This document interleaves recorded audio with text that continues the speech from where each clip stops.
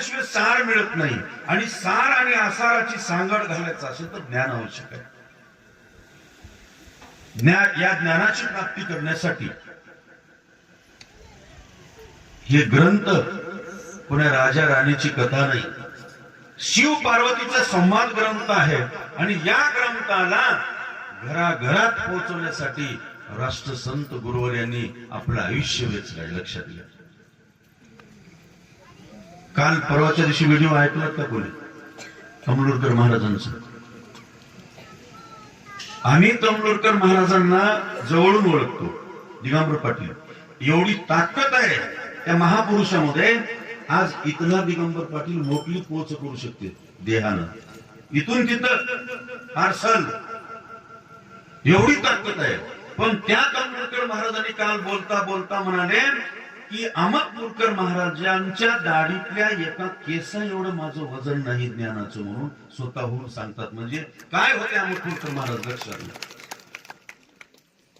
म्हणजे अशा राष्ट्रसंतांनी तुम्हा आम्हाला हे ज्ञान पोत आमच्यापर्यंत पोहोचवण्याचं काम केलं. आणि अजून लक्षात घ्या, हे ज्ञानाचा दागिना ज्याच्याकडे आहे ते शरीर शोभून दिसते. त्याची शिदोरी ज्या घरात आहे ते घर स्वर्ग असते. आणि हे ज्ञान ज्याच्या घरामध्ये नाही, भले तुपाची रोटी असू द्या, पैशाचं ढग असू द्या, ते घर नरक आहे. मी सांगत नाही, शास्त्र वाचून पहा. म्हणून काही ओव्या तुमच्या पुढे मी घेणार आहे.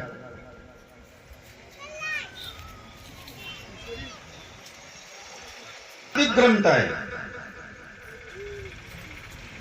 हा, असे प्रसादी ग्रंथ जाण, याचे करी जो नित्य पारायण, त्याची भवव्याधी चुके मरण, अमर होय सत्य पय. अखंड याचं चिंतन करायचं असेल तर खरंच जन्म मरणाची व्याधी सुद्धा चुकून जाणार आहे. अजून पुढे काय म्हणते बघा मनमोहन स्वामी.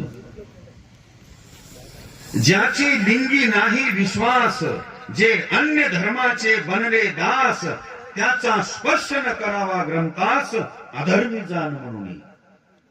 आता एकाच ओळीवर बोलतो, खूप ओव्या बोलण्यासारख्या आहेत, पण तुम्ही थकून गेला. माझ्यापासून सुरू करू का तुमच्यापासून? ओवी बघा. ज्याचा लिंगी नाही विश्वास, शिव तोची देव, येर ते सेवक, विष्णू ब्रह्मादिक सुरासूर, असा असणारा भगवान शिव, त्या भगवान शिवाची पूजा केल्याशिवाय देव सुद्धा पाऊल उचलला नाही. दिगंबर पाटील, रात्री मी मुखेड तालुक्यात जांभळीला कीर्तनाला होतो. जांभळी बाराडीच्या पुढे. तिथं मातन समाजाचा माणूस दीक्षा घेतलेला आहे आणि तुळशीची माळही टाकलेली आहे. मी असं म्हणणार नाही तुम्हाला विष्णूचं भजन करू नका, मी असं म्हणणार नाही दत्ताचं भजन करू नका. मी स्वतः वैष्णव संप्रदायामध्ये कीर्तन करतो. पण का करतो?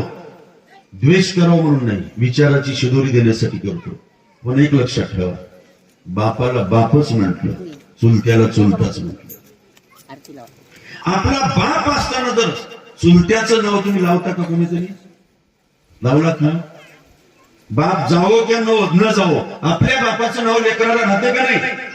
मग समजा आमचा बाप आहे, ज्या बापाची प्रॉपर्टी आम्ही खातो, आणि चुलत्याचं नाव समोर लावतो, म्हणजे किती बेईमान काशीचा असेल. मी शिवाय देऊन नाही, हे ओवी सांभाळतो तुम्हाला. ज्याचा लिंगी नाही विश्वास, जो परधर्माचा बनला दास. याचा अर्थ एक लिंगाची पूजा जर केला तुम्ही, अख्ख्या देवाची भक्ती त्याच्यात असताना सुद्धा काही माणसं वेगवेगळ्या मार्गाने जातात. पण इथं मनमत माऊलीला ते मान्य नाही. काय म्हणणारे बघा त्यांनी, त्याचा स्पर्श न करावा ग्रंथास. पण पुढे काय म्हणतात, जे विश्वासे भावे वाचिती, ते संसार सुख भोगोनी अंती, पावती सायुज्य मुक्ती, धन्यतेची नरपय. कुठल्याही गोष्टीवर विश्वास ठेवल्याशिवाय काहीच होऊ शकणार बघा. विश्वास नसेल तर काहीच प्राप्त होऊ शकत नाही. लक्षात घ्या. म्हणून या सत्याच्या माध्यमातून 4 गोष्टी तुम्हाला आम्हाला प्राप्त करायच्या आहेत. परमरस पारायण हे फक्त आपल्याला दिशा दाखवण्याचं एक ग्रंथ आहे, कसं वागावं. सकाळी झोपल्यापासून तर उठल्यापासून तर झोपेपर्यंत याच्यामध्ये आचरणाचं ओव्या आहेत सज्जन. एक 8व्या का 9व्या अध्यायामध्ये एक ओवी आहे. हे शरीररूपी वृक्ष आहे. या शरीररूपी वृक्षाला धर्माचे फळ आले नाहीत आणि हे वृक्ष जर वाकत नसेल तर या वृक्षाचं फळ जास्त दिवस टिकू शकत नाही. हे बघा, झाडाचे फांदे असे हलत राहिले तर ते वारा आला तरी मोडणार, कारण वाऱ्याप्रमाणे त्यांना आकार घेते. आणि जर वारा आला थाटच राहिलं मोडून जाणार. हे मनमत माऊली म्हणतात. तुम्ही बघा, स्वाध्याय चलते इथं मागे बोल काय म्हणतात, करागरे हस्ते लक्ष्मी करमुल्ले सरस्वती करमध्ये तू गोविंदम प्रभाते कर दर्शनम. कुठून आलो बाबा? हे म्हणाले नवीन दिसलं त्याला. हा बघा, इकडे या, विषयाकडे या. 2 हात आहेत, दोन्ही हातामध्ये 3 देवाचं वास्तव्य आहे. ज्यावेळेस तुम्ही हे 2 हात जोडाल त्यावेळेस 3ही देव तुमच्या सहकार्याला राहतील, एकत्र येतील, तुमचं काहीतरी कल्याण करतील. हे हात जोडाल आणि डोकं त्याच्या जवळ आणाल, एखाद्याला नमस्कार कराल तर ते त्याला नमस्कार नाही, ईश्वराला नमस्कार. लक्षात घ्या.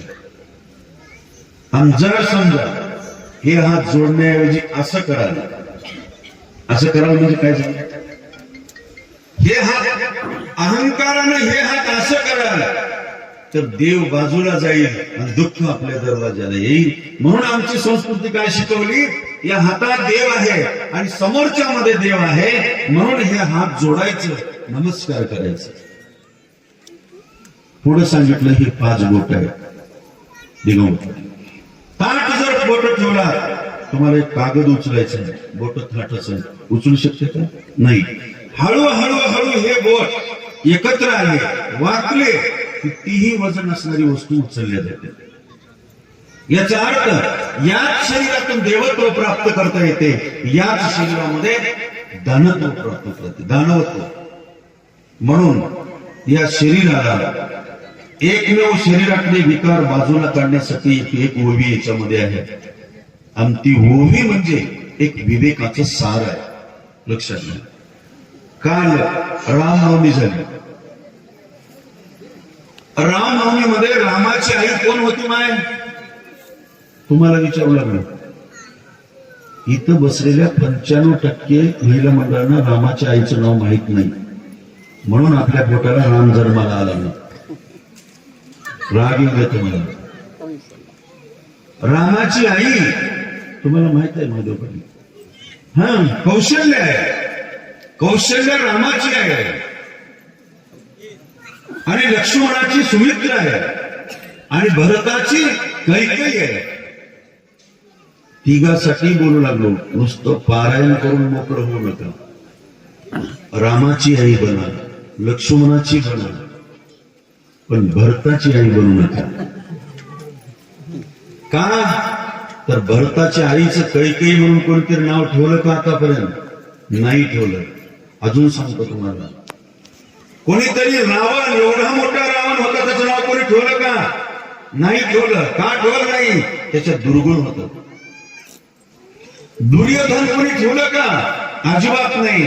दुर्योधनाकडे संपत्ती होती पण देवाच्या पायावर वाकला नाही आणि साधू संतांच्या संगतीत बसला नाही, म्हणून त्याचं नाव ठेवलं. आपल्याला एक काम करायचं आहे. आता काय करायचं आहे?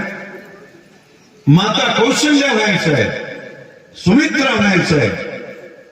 आणि अजून सांगतो तुम्हाला, या धर्माच्या मंडपात आल्यानंतर तुम्ही एक देवाला मागलं पाहिजे, मल्लिकार्जुन भगवंताला.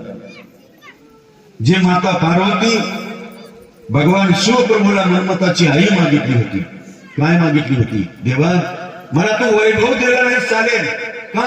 हे वैभव टिकणार नाही. काही ऐश्वर दिला नाही चालेल का? तर हे टिकणार नाही. का? काचेच्या बंगल्यात जरी आपण 3 मजली काचेचा बंगला बांधलो तरी राजा परीक्षिती सारखं काचेचा बंगला सोडायचा आहे आपल्याला. मग काय मागायचं? ती एक मागितली, देवा सूर्य चंद्र असेपर्यंत त्या लेकरामुळे माझं नाव अमर राहावं असं लेकरू जन्माला दिलं.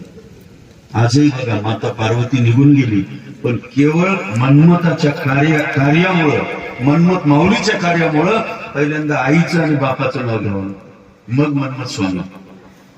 लक्षात घ्या.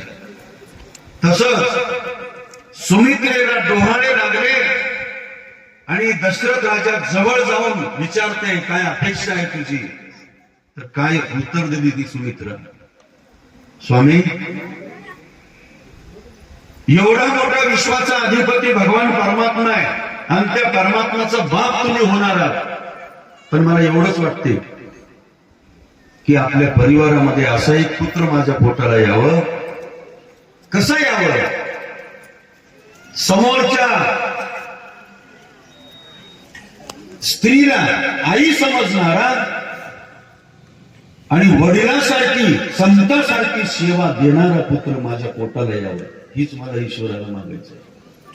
ही मागणी मागितली आणि काल रामचंद्र प्रभूचा जन्म झाला. तर मला एवढंच सांगायचं इथं, सुमित्रा आणि कौशल्या हे दोन पत्न्या वेगळ्या आहेत. 3 पत्न्या राजा दशरथाला आहेत.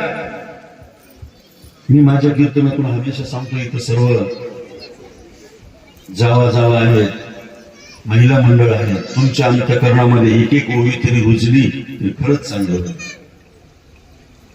देह म्हणजे गाव आहे. पहिल्यांदा आपल्या देहामध्ये आपल्या परिवाराला आपण एकत्र कसं आणू हे बघावं. कारण का या देहातल्या परिवाराला एकत्र न देण्याचे काम हे षडरूप करतात. षडरूप म्हणजे काम आहे, क्रोध आहे. क्रोधामुळे काय झालं तुम्हाला सांगू का? दुर्वास ऋषी सारखे ऋषी क्रोधामुळे त्यांचं नाव घेणारे महाराज, देव सुद्धा त्यांनी योगाला निघून जावं, देव निघून जावं क्रोधामुळे. म्हणून अहंकार आणि क्रोध 2 रोग जाण्यासाठी मन्मथ माऊलीने हे ग्रंथ निर्माण केले. क्रोधानं हे देहरूपी घर जळून जाईल आणि क्रोधानं आपली बुद्धी विघ्न होऊन जाईल, आयुष्य कमी होईल. 5 मिनिटं जर तुम्ही राग आणलात ना, 5 मिनिटं तुमचं आयुष्य कमी होऊन जाईल. मग तुम्ही म्हणाल, आज बघा माणसाला, प्रत्येक माणसाला राग कमी नाही. साधू संत उभे होते काय? गावागावात माणसं बिघडवण्याचे दुकान आहेत. वीरभद्र पाटील, प्रत्येक गावात माणसं बिघडवण्याचे दुकान आहे, पण माणसाला सुधारण्याचं दुकान म्हणजे वर्षाचा एक सप्ताह आहे. लक्षात, वर्षाचा एक सप्ताह हे दुकान आहे. इथं विवेकाचं ज्ञान मिळते आणि बिघडलेल्या गाडीला, बिघडलेल्या माणसाला सुधारते. म्हणून कुठून माणूस बिघडते? पहिल्यांदा याच्यामध्ये सांगितलं, आम्ही जेवण करत नाही, आम्ही खात नाही. जेवण करते ते पक्षी, खाते ते प्राणी. माणूस प्रसाद घेतो, माणूस भोजन करतो. मन्मथ माऊलीनं प्रसाद कोणतं घ्यायला सांगितलं? ज्या प्रसादे मन प्रसन्न, प्रसादे होती विघ्न हरण. बघा, ज्या प्रसादानं तुमचं मन प्रसन्न होईल, अनेक विकार शरीरातले बाजूला जातील. लक्षात घ्या. पण तुम्ही प्रसाद घेत नसाल, खात असाल, तर आपल्या घरामध्ये आपलंच घर जाळण्याचं काम आमच्याच घरातलं म्हणजे क्रोध उठून बसते. जैसे खाय अन्न वैसे होय मन, जैसे पियो पाणी वैसे होय वाणी. माता पार्वती चे संस्कार बघा त्या माता पार्वतीचे. कारण त्या ग्रंथाची ओवी वाचण्यापूर्वी पूर्वी त्या आईचं वर्णन या ग्रंथामध्ये केलेलं आहे. शिवलिंग स्वामीचं वर्णन केलेलं आहे. मूळ पूर्वजांचा ठेवा तेव्हा बालकाशी मेवा. मन्मथ स्वामी पोटाला येण्याच्या अगोदर त्या माता पार्वतीनं 3 वर्ष तपश्चर्या केली. 3 वर्ष. आम्ही तपश्चर्या करू शकत नाही. चला, तपश्चर्या म्हणजे कोणती? शब्दाला मंत्र बनवली, शब्दाला मंगल बनवली, शब्दाला वंदनीय बनवली, शब्दाला निंदनीय बनवली नाही. याचे संस्कार काय झाले? ते मोती रत्न शब्द झाले आणि त्या पिंडावर संस्कार झाले. म्हणून मनमथ स्वामी जन्माला आले. म्हणून जैसे वडील आचरण करती त्या मार्गे बालक चालती. लक्षात घ्या, घरातलं माणूस तंबाखू खात असेल आणि त्यानं लेकराला जर तोटा आणायला लावत असेल तर बाप कसं चोळायला लेकरू बघणार आहे, बीडी कसं वाढलेलं लेकरू बघणार आहे. आणि जर त्याच घरामध्ये परमरशाचं ग्रंथ काढून बापानं 2 वय वाचवलं, लेकरू बाजूला राहिलं तर ते लेकरू सुद्धा एका दिवशी वय वाचवणार आहे. लक्षात घ्या. म्हणून माता पार्वती पिता शिवलिंग या दोघांच्या तपश्चर्येतून एक बाळ मनमथ स्वामी जन्माला आले. विश्वाला प्रकाश पडला. आज बघा, हजारो लेकरं मनमथ स्वामी नाव घेऊन जन्माला आले. म्हणून क्रोध नावाचा राक्षस काढण्यासाठी आज सप्ताह, सप्त्याच्या माध्यमातून आपल्याला 4 गोष्टी प्राप्त करायच्या आहेत. सज्जनो, जास्तीचं न सांगता तुम्हाला आज पंगत सकाळच्या आहे का साहेबाचे संध्याकाळच्या? काय नाव आहे? धर्माबाद पोलीस स्टेशनचे PI धडेकर साहेब म्हणून आहेत, भडेकर. त्यांच्या अंगावर वर्दी आहे. ते देशाचं रक्षण करतात, गावाचं रक्षण करतात. पण आपल्यासारखं 3 तास येऊन इथं बसून पारायण करू शकत नाही. भले ते पारायण करू शकत नाही, पण त्यांच्या कमाईतली मिळकतीतला एक हिस्सा मी भगवंताला देऊ शकेन का? त्याच्यातून मला पुण्य प्राप्त होईल, माझ्या परिवाराला काहीतरी पुण्य प्राप्त होईल. म्हणून मल्लिकार्जुनच्या दरबारामध्ये आज त्यांनी प्रसाद दिला. परत एकदा त्यांचं टाळ्या वाजून स्वागत करा. एक धर्मात्मा आहेत.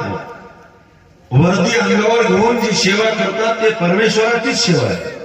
लक्षात घ्या.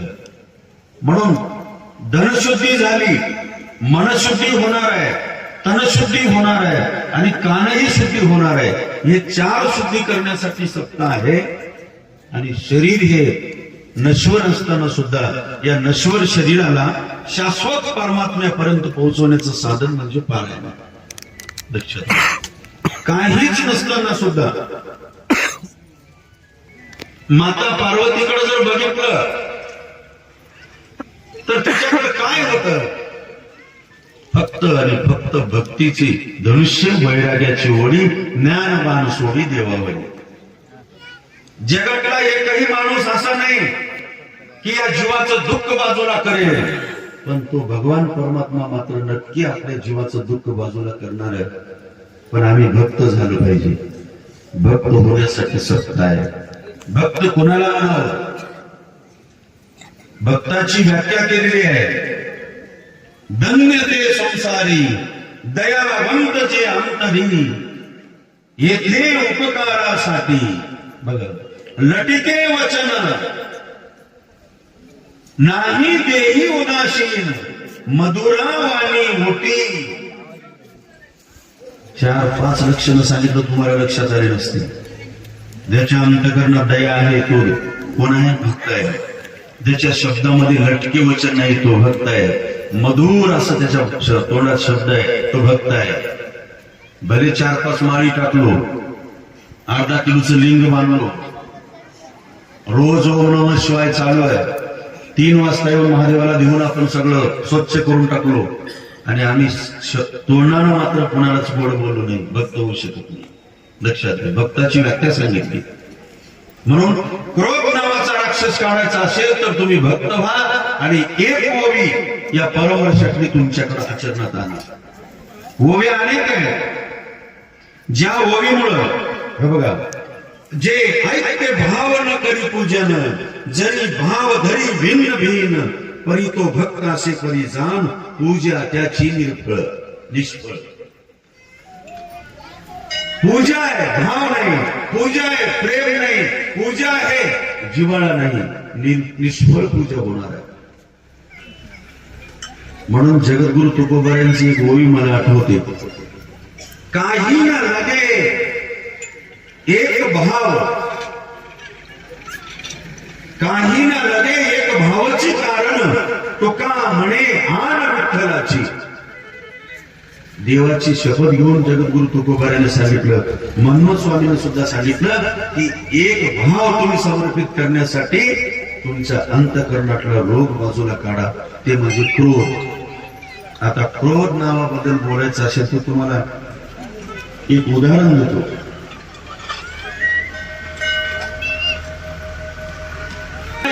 गोष्ट आहे, साधू संतांच्या संगतीमध्ये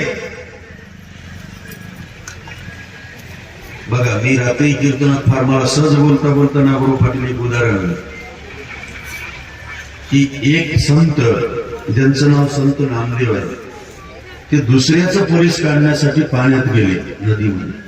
दुसऱ्याचं एक परिस होतं, रागाने फेकून दिले, त्यांना परिसाची आवश्यकता नव्हती. पण तो माणूस म्हणते माझा परिस मला द्या महाराज, ते किमतीच आहे. ते महाराज नदीत उतरले, ओंजळ भरून खडे काढले, घे तुझं परिस.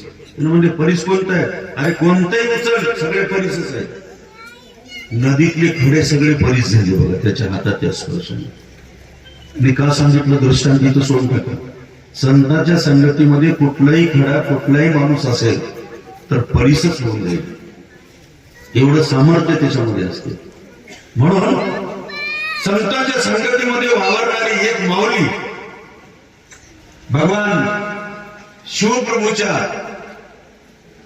दर्शनाला जायची आणि दर्शन करून परत येत असताना त्या देवाला मागायची, रोज मागायची. काय म्हणून मागायची? धन्य आम्ही जन्म आलो, उमा रंगी धन्य झालो, मनमत म्हणे महादेवा देई चरणाची सेवा, सज्जनाची सेवा. देवा मला फक्त सेवा दे. ज्या सेवेमुळं माझ्या शरीराचा उद्धार होईल, ज्या सेवेमुळं माझं अमूल्य असं आयुष्याची वेळ काहीतरी सार्थकी लागेल. आणि खरंच तिला ते सद्बुद्धी मागितलं तसं मिळालं, तिचा उद्धार झाला. पण तिच्याच शेजारी राहणारी एक शेजारी, तीही सुंदर असं ताट मांडून घेऊन जायची, देवाची पूजा करायची. पूजा करावं म्हणून करायची, मागायची नाही, सांगायची नाही, आणि पूजेत भावही टिपायचा नाही, फक्त करावं म्हणून करून यायची. आणि कुठलीच ओवी आचरणात नव्हती. दृष्टीला कधी संतांचं दर्शन नव्हतं आणि मुखामध्ये भगवंताचं स्मरण नव्हतं. पूजा होती, त्या पूजेचं फळ रूपांतर झालं नाही, त्याचं फळ मिळालं नाही. वयाचे 35-40 वर्ष गेल्यानंतर जैसे थे तैसे, संसारात परिवर्तन नाही, मनाचं परिवर्तन नाही. आणि त्या माऊलीकडे जर बघितलं ना, जाणार येणार माणूस तिला नमस्कार करू लागला. काय असेल मग?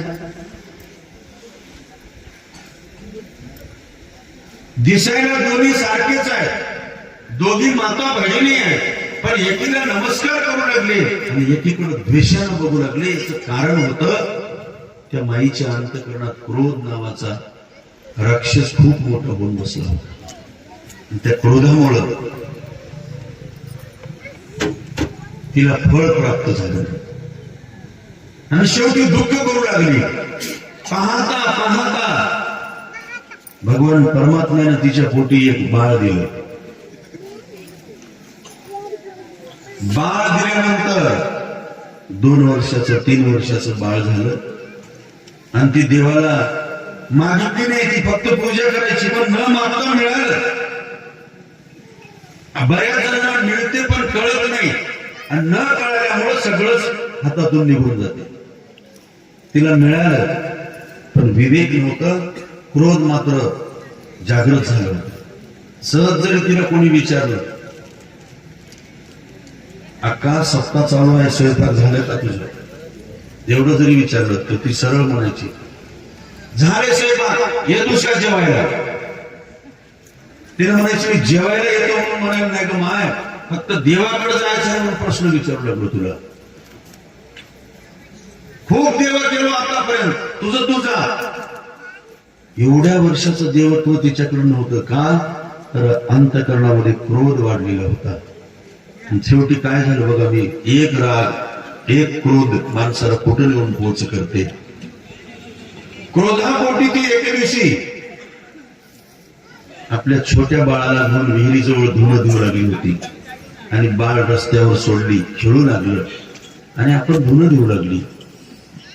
एक सत्पुरुष ज्याला रागही नाही, ज्याला लोभही नाही, देवावर प्रेम करणारा माणूस उन्हाळा दिवस बैलगाडी घेऊन वर टाक्या ठेवलं पाण्याचे, गावात पाणी आणावं म्हणून घेऊन आलं आणि ते लेकरू रस्त्यावर त्यानं बोलायला घेऊन लागलं, कारण का राग होता त्या बाईला जास्त.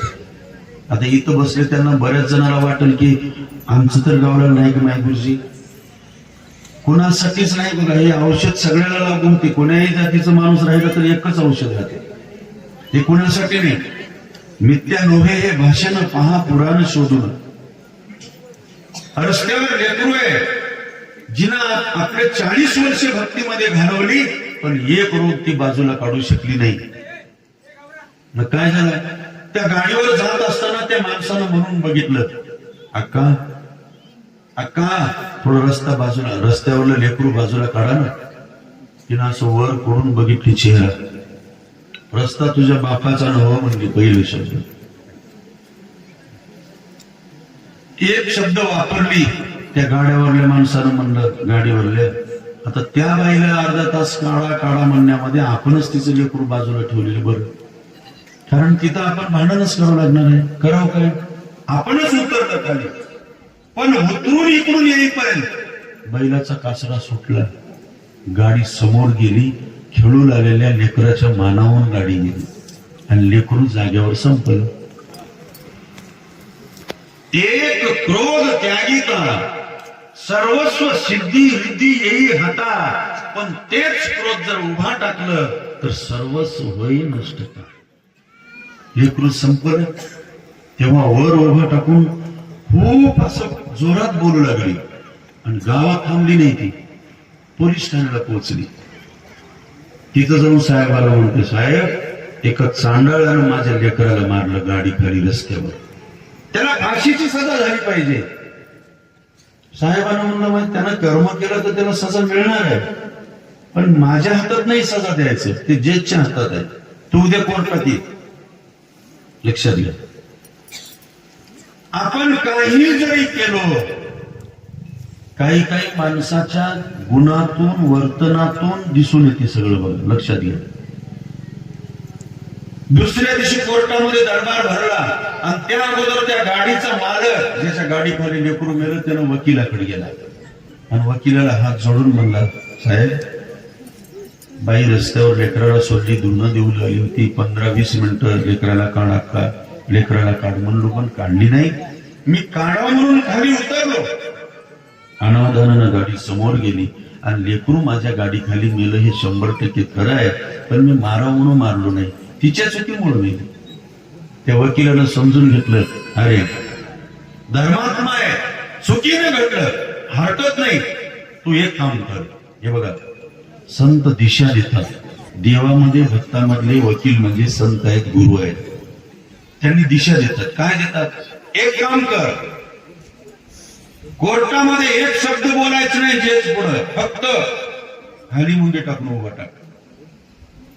या कोठडीत हा गाडीवाला माणूस आहे, या कोठडीत त्या लेकराची माय आहे, जिचं लेकरू काल संपलं होतं. जेज बसून आहे मंदिरात, जेज बसून आहे आणि लगेच सुरू झाले, ऑर्डर ऑर्डर, बाई तुझं लेकरू कुठं होतं, तिथं सुद्धा रागातच बोलली, रस्त्यावर होतं, तू काय करू लागलीस, धुणं धुवू लागलो होतो, गाडी कोणी कोण आली, तिकडून रस्त्यानं आली, तो माणूस तुझ्या लेकराला काढ म्हणून काही आवाज दिला का, दिला होता, काढलीस का, का काढतो, हे सगळ्या गोष्टी जेजनं लिहून घेतलं. हरकत नाही बाई, थांब. त्या माणसाला म्हणलं, ए बाबा, अरे तुझी गाडी काय कुठं होती, काहीच बोललं. या बाईचं लेकरू तुझ्या गाडी खाली मेलेले बरोबर आहे का, काहीच बोलणार. अरे तू बाहेर आहेत का? काहीच बोलणार. ऐकू येते का? काहीच बोलणार. 10 मिनिटं काहीच बोलणार. त्या बाईचं राग अजून वरी चढलं. ती तिथंच सुरू केली, बोल की रे कोर्टामध्ये आता, काल अर्धा घंटा बोंबललास की अकाल लेकराला काढ, अकाल लेकराला काढ, इथं का बोलताय ना तुला, बोल की. वकिलानं म्हणलं, साहेब हे एक वाक्य लिहून घ्या तुमच्या डायरीत, अकाल लेकराला काढ, अकाल लेकराला काढ, आणि काय सजा द्यायचं देऊन टाका. त्यावेळेस जजनं ठरवून टाकलं, भले त्याच्या गाडीखाली लेकरू त्या बाईचं मेलं, पण तिच्या रागानं गेलं. लक्षात घ्या, जजनं विचार केला, स्वतःच्या हातानं स्वतःची चूक कबूल केली का, तर तिच्यामध्ये उपजता ते गुण निर्माण झालं होतं. त्याच्यावर इलाज केली नाही. मला एक म्हणायचं आहे, बहुत जन्मांती जोडी लाभली बा हाती, बहु केला फेरा येथे सापडला थारा. इथं आम्ही माणूस होऊन आलो, हा देह मिळाला. कोणी स्त्री झाला असेल, कोणी पुरुष झाला असेल, पण या जीवनाचं सार्थ करण्यासाठी सप्ताह आहे. क्रोध करून, अहंकार करून या जगाचं चित्र डोळ्यापुढे आणा. मोठे मोठे राजे आकाराशी आले, तितुके बक्षिले काळाने हो. महान असा रावणासारखा रावण 2 गोष्टीमुळे संपून गेला. तुमचं आमचं काय विचार करा.